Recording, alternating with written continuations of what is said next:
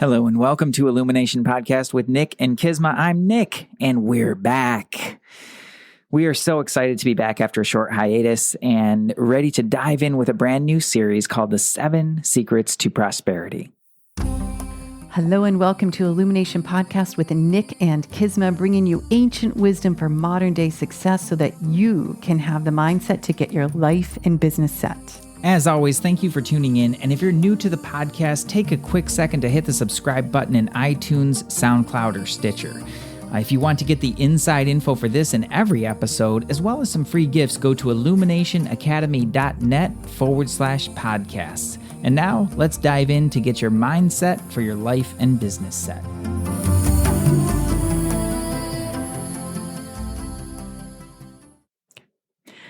Hello there. Hello, KISMA. It's really exciting to be back with Illumination Podcast. I got to be honest, I was a little scared. You were a little scared? When we took our break, yeah. Oh, you were scared when we took the break. I did, because I love the podcast so much. Mm-hmm. But it was, we both knew it was like, oh, we just need to kind of hit the reset button here. And a little part of me, like I had this kind of fear around like, oh, like, is it going to be done for good? Or like, are we going to drift away from it? Maybe it's like that relationship where it's like, oh, we're just going to take a break.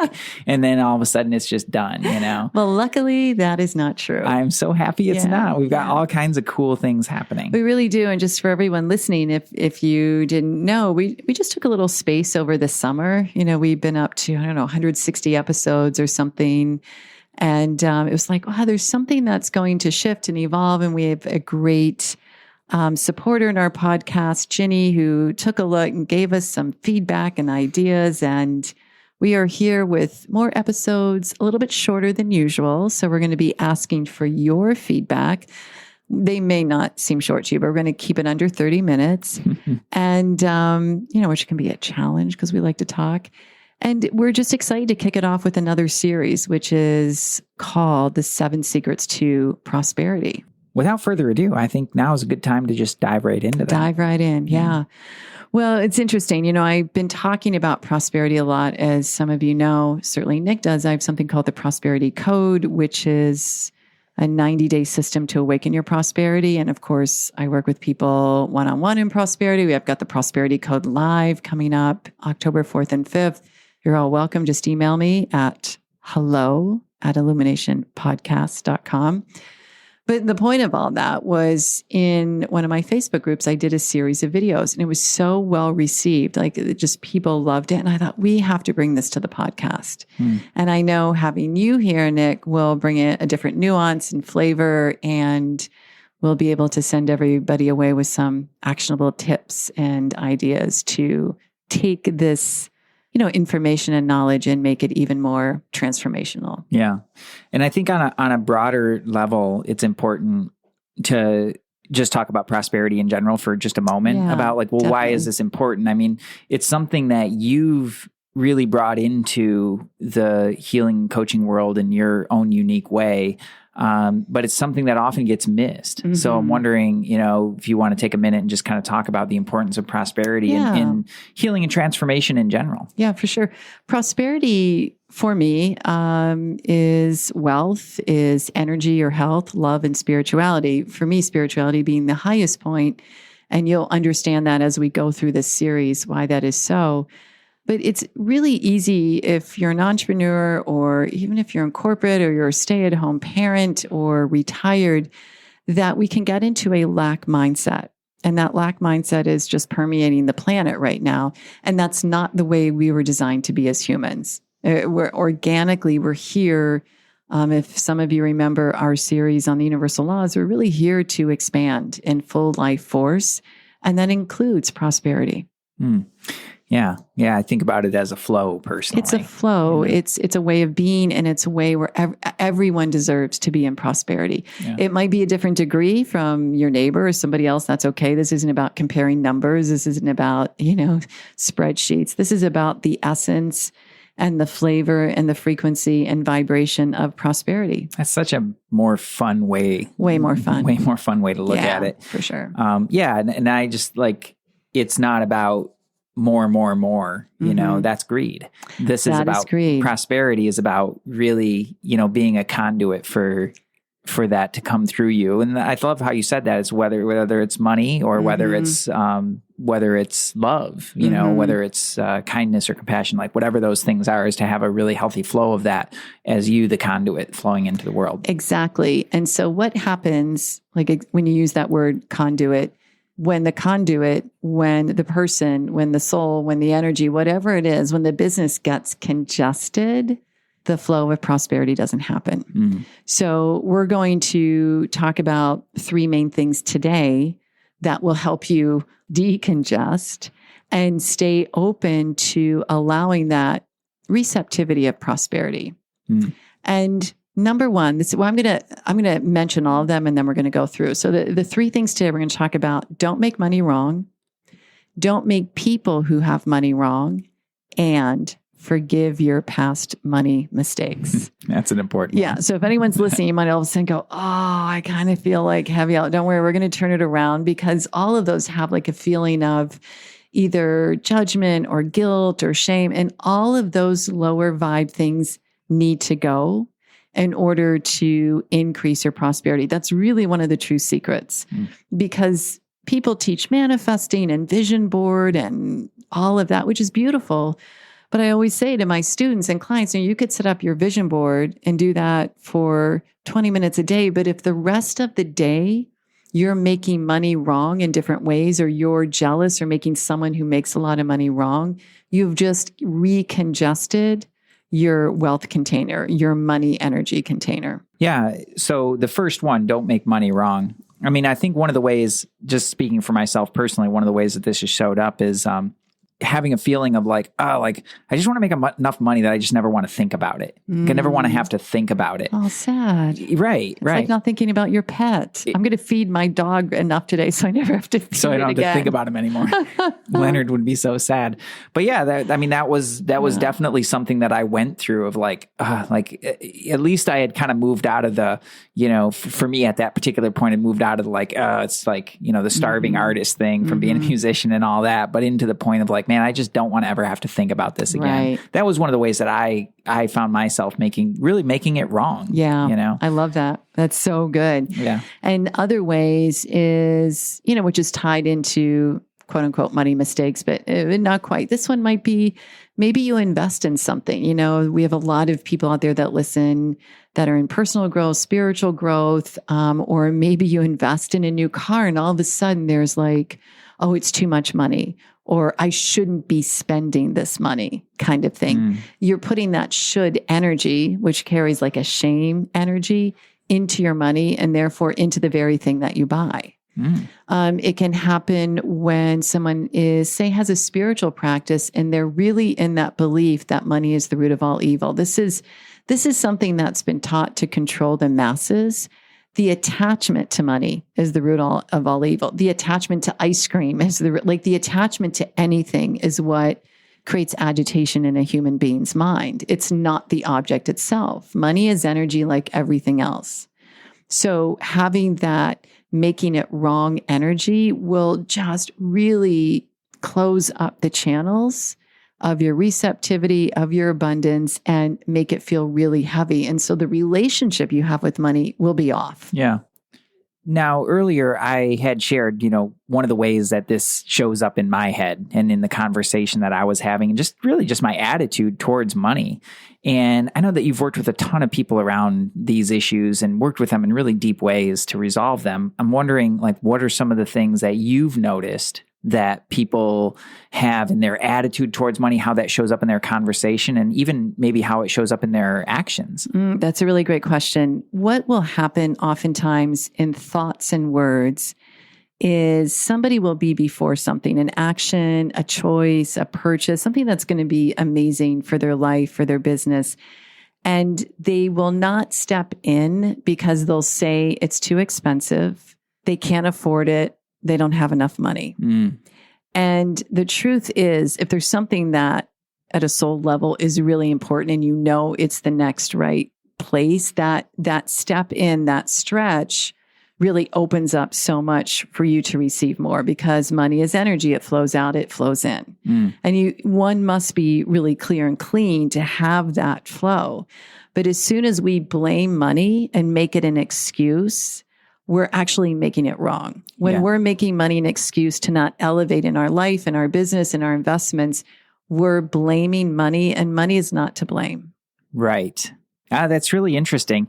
And what I see in that also is like, now you're not only are you making it wrong, you're making it the problem. You're making it the problem. Right. And then when we make something the problem, we're putting that energy of there's not enough. And as if you've listened to our Universal Law series, the law of increase is like whatever energy you're putting on something grows. Right. So when we're thinking there's not enough, that not enoughness grows. Right. We're in a pattern of lack mentality, lack energy, never seeing the opportunities in front of us because we're convinced that there's not enough money. Right. And the flip side of that is really simple. It's like money is a solution to help you really help propel you to the next place. It can be a solution. Yeah, I'm not totally saying go out and wildly spend and whatever. There's wise, prosperous spending. It's often too, as you all listen to this series, how we take it to a point of really expanded consciousness and how our own evolution spiritually allows us to attract more abundance in all ways. But when we limit money, we're limiting energy. When we limit money, we're limiting source. Very interesting. Yeah. Yeah. Now, that kind of ties in the making it wrong. I love that you included both of these, making the money wrong, like the actual money, problem. I don't have enough. No, now the money is the obstacle. If only I had. But the other piece of this that I think is really important is making people with money wrong. Oh, that's really catastrophic to one's prosperity. I just need to say it again. When you make people with money wrong, it's catastrophic to your own prosperity. And here's why. Number one, you're taking your attention off your own life, off your own business, and focusing on somebody else. Getting out of your own lane. You're getting out of your own lane. And oftentimes this happens from afar. Like you see somebody with their new car, you see somebody on Facebook doing everything. And maybe, just for instance, maybe you're having a day where it's just not working for you like you want, or a month that's slow. And then you see someone else doing well. And instead of understanding that if they can do it, you can do it too, which is a truth. It might take longer. It might be faster for you. Instead of understanding that there is enough for everyone, we make those people wrong. And that is sending out pretty low vibe energy that will come back and pretty much congest your money. Right. Now, all of a sudden, like I just think about it as getting out of your own lane, right? And then so much like you're taking that on, Exactly. Yeah, it's really fascinating. This is certainly something I've heard, rich people are they're snobby. Snobs. They're stuck up. They won't talk to us. And they're greedy. They did something wrong to get the money. Exactly. Like think how quickly when you might see somebody with incredible wealth somewhere, do you assume that they did something wrong to get it, or they were greedy, or they hurt other people to get the money, or think about, this is really important to everyone. And I've worked on this a lot with some of my clients. You make sales wrong. Oh, for sure. So if you're making sales wrong, you're making money wrong. Because the fact is, we're selling all the time something. I mean, before we started recording, I sold Nick on the idea of walking to the little coffee shop next to Common Ground so I could get a little shot of something. Like that was a sale and I got it, But so we can't make sales wrong, especially when it involves money, because we're buying and selling. This is the marketplace of life. Yeah. Was it Daniel Pink's book, To Sell is Human? Yes. And right. He talks about that in a really deep way about just like, this is inherent, Right. But when we make that exchange wrong, people want to barter. Like I understand the barter system, and some people, there's thoughts around people wanting to go back to that. And it's a way of, they're kind of like making the money, they want to take the money out of it. And it's trade for trade, thing for thing, like back to the barter system. Great. Like go for it. But at the end of the day, like this is the economy that we live in. Also, money is energy. Right. So let's not remove an energy that does amazing things on the planet. Right. And how it's handled. Yeah, when it's handled properly. And to be fair, like that's a part that I think people have really bought into, because it's true. People get greedy. Like, the greed has been around forever. There's a reason that it's been talked about in so many different ways in the spiritual teachings. It is a very, very destructive energy. And so, yeah, like, that's been present. That's definitely been a thing. And that's the part, though, where I think people take that and run with it. And then all of a sudden, anybody who has made money suddenly becomes wrong. Yeah. They must be greedy because, that old teaching. And then they attach the money to the person, and then no way can that be clean. Right. Stay in your own lane. Do not make people with money wrong. Don't. Because the fact is, too, you have money. Everyone has money. So if you're going to make somebody with a lot of money wrong, you're making everybody with money wrong. You're making money wrong and people wrong. It just doesn't go well. Yeah. Yeah. That's an interesting, you bring up if it's okay with you, I'd like to insert a little bonus tip on this one, a little bonus secret. Let's do it. Tell the truth. Tell the truth. Right? There's truth telling is a part of this, like what you actually have and what you actually don't have. I think that's something that we can unpack a little bit more in one of the next ones. But truth telling around this is really important, because a lot of people have a money story that is like not even close to the reality. Yeah. I remember one client in particular who was just having a really tough time making an investment in themselves and in their business. And I don't have any money. I just don't have it. It's not there. I'm so worried about it, all this stuff. And then come to find out, I think this person had close to $1 million just sitting there. But for whatever reason, it was money that was not to be touched and couldn't possibly be used for this. So they just pretended that they didn't have it. Well, they just made it wrong and negated it. That's right. They made it wrong. And as soon as that attitude shifted towards that and the energy shifted around it, then everything became more free. Yeah. So truth telling is a big part of it. It is very, very important. Good point. So the third one here, this is a big one. Forgive past money mistakes. This is so important, because here's the thing. Everyone has past mistakes. I have never made mistakes with money. I'm going to say almost everyone on the planet has made a mistake with money, which could have been, I bought the wrong thing. I bought paper towels instead of toilet paper. I invested in a fund. I believed somebody. I trusted somebody. I bought the wrong program. I bought the wrong house. Like, it goes on and on. But here's the thing. As we know, the past is for learning. And if we get hung up on our past money mistakes, we're hung up on money, and we're putting guilt and shame energy onto money. That's why it's always important to come back to money energy, and that money is energy, because then you understand, just like if you took a paper towel and you poured like water that had red food coloring on the paper towel, it just starts to go and seep everywhere. That's what your guilt and shame does to your money, to your bank account, to everything. Wow. That's vivid. So we've got to forgive past mistakes and use them to learn. Yeah. And there's even, I don't know if this is true, but some of our Chinese listeners can let me know, but I've been told that in the Chinese culture, there's even this saying that you're going to have a big money mistake. And when you do, it's just kind of like, okay, I'm done. I did my mistake, and now I can go and have a lot of success. I'm not saying you have to have a mistake to have success, but it's kind of like everyone gets one really big one and then they go on. I could totally have dreamt this, guys, but it sounds really good. So for us, even, if it's like, oh man, yeah, I invested in that Bitcoin, or I did that. Okay, next, because you can choose to live in the past. You can choose to live in the guilt or the shame. You can choose to live in the regret.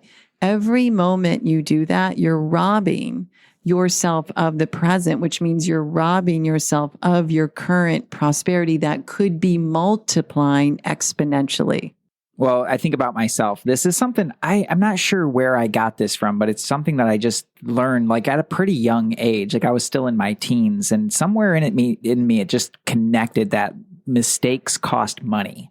Like when I would make a mistake around something, maybe someone told you that for sure. Maybe, or I don't know, maybe it's something I just realized. I don't know what it was, but some way or another, I was like, mistakes cost money. And I just noticed how it would show up. Like, I wasn't paying attention to driving too fast in the neighborhood and I got a speeding ticket. That cost money. Like, or I would be neglectful in this area and it would cost money. And it's something that I've noticed that kind of holds true throughout. It's like whenever there's a mistake made, like there's a financial repercussion to that.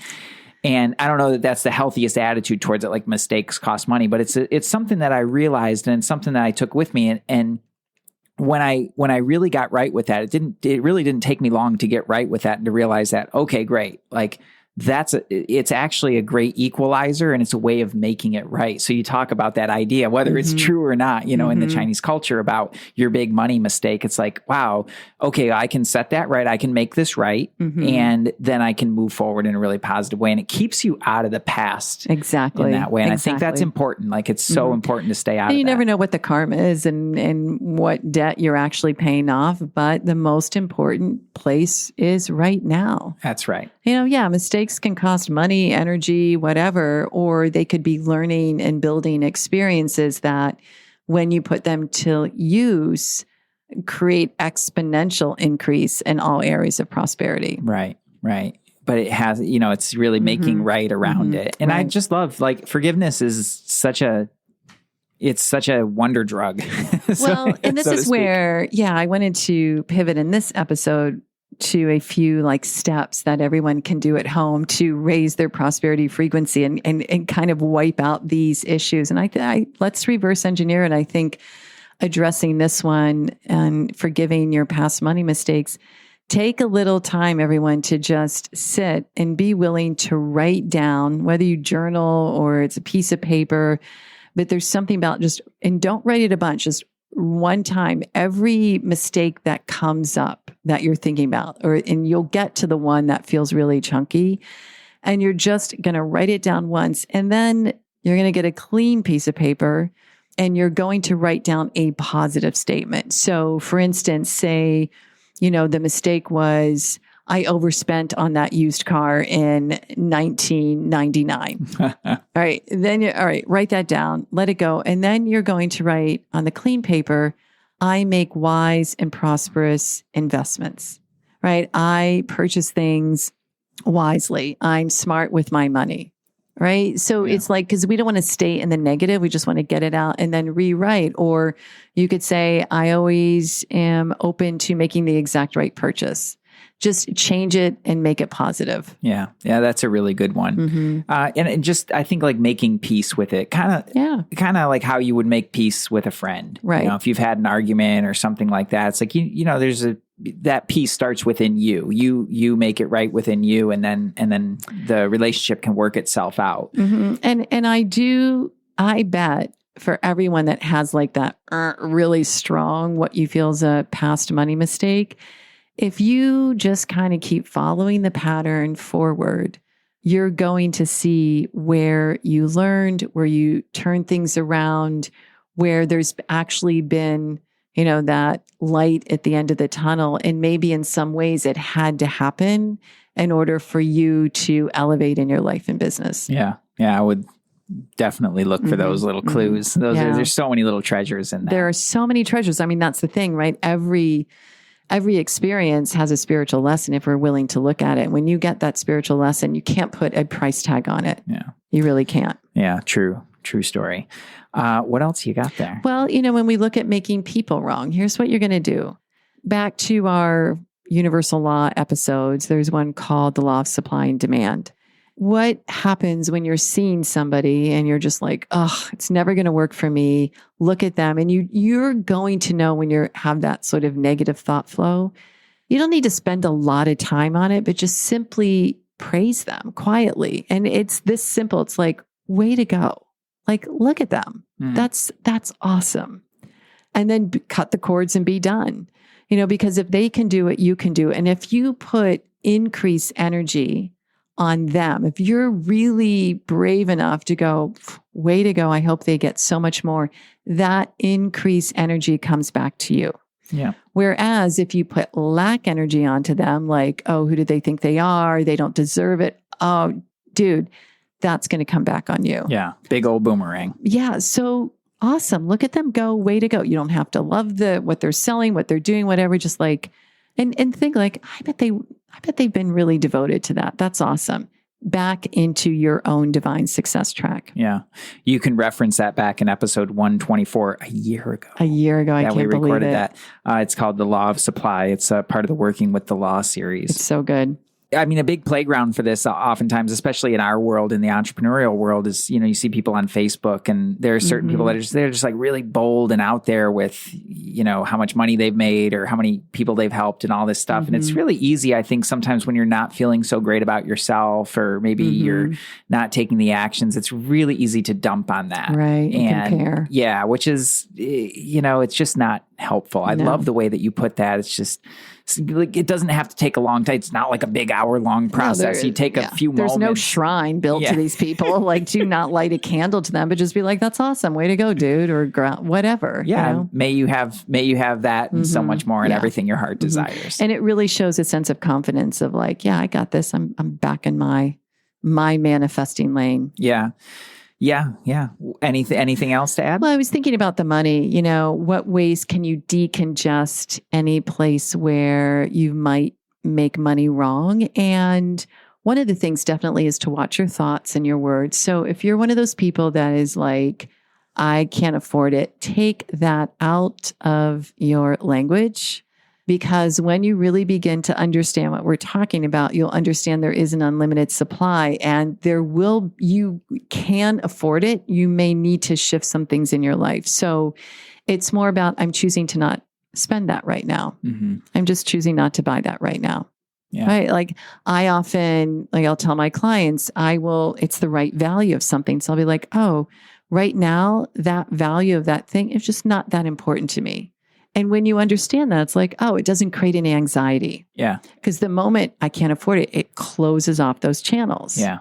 The other thing is for those of you that work jobs or do something, never say you're on a fixed income. Catherine Ponder, one of the great teachers, talks about this a lot. She's like, whenever we say you're on a fixed income, you're closing off all the channels that are open to you just from the universe, because you're saying you're on a fixed income. You will be surprised when you begin to really shift internally and your thought flow and open up where other sources of money come in. Well, there's only one source, and we'll get to that in the third episode of this series, but you're going to be shocked at what opens up. Yeah. Yeah. I think that's beautiful. And the other thing, I think it's like, have cash, right? Yeah. Yeah, keep cash on hand. Keep cash on hand. Yeah, we switched to a world of plastic, and that's okay. But have cash on hand and carry your cash and carry your credit cards in a really nice wallet. Have a nice home for your money. Yeah, that's loving on it. It really is. Yeah. You do not want to put your money in some like scraggly old wallet that's not lifting it up with the right energy. Yes, tucked away and all crumpled energy. Up and everything like that. Yeah, take care of your money. Yeah, take care of it. And of course, gratitude for what is there. Like the gratitude for, okay, I'm so grateful for these $2 in my wallet. I'm so grateful for the $200 in my wallet. Whatever it is, gratitude really does expand the energy. And rather than not enoughness, like, oh, there's never enough, I'm so grateful for what I have, and I am so open to receiving more. That's awesome. Well, there you have it, everybody. The first 3 of the 7 secrets to prosperity. And you can look for the next ones in the next episode coming up. We are so happy to be back. We're so happy to be kicking off a new series. If you like this and you think there's somebody in your life that would benefit from it, please give it a share. Share it with them. And definitely, if you have anything you want to share, or a topic you want us to cover, or just something that you want to share about the podcast, we have a brand new email address. Email us at hello@illuminationpodcast.com.